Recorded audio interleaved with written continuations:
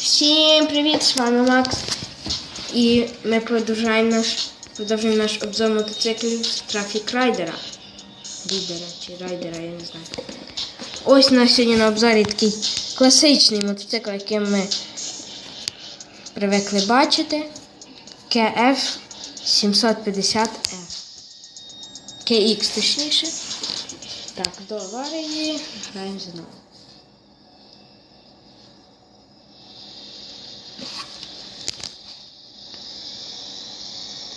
Так, набираємо.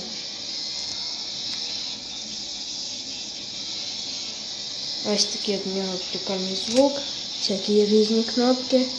Максимальна швидкість ми зараз подивимося.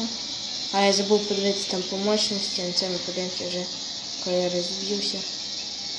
Максимальна його швидкість 142 км на годину, що дуже нормально. Зараз ми подивимося по торможенню. Ну, не дуже швидке, але нормально.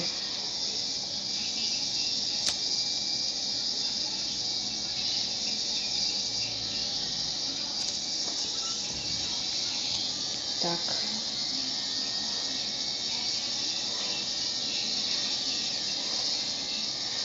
Попробуємо ще його, якщо ми, наприклад, ну все, приїхали. На цьому наш обзор закінчився. Зараз ще ми подивимося по його параметрах. Так, мощність в нього 60. Так, реклама 65 з 75, управляємо 70 з 80 і торможення 80 з 90. Що ж, дякую, що ви мене дивились. Підписуйтесь на мій канал, ставте лайки. Всім пока-пока.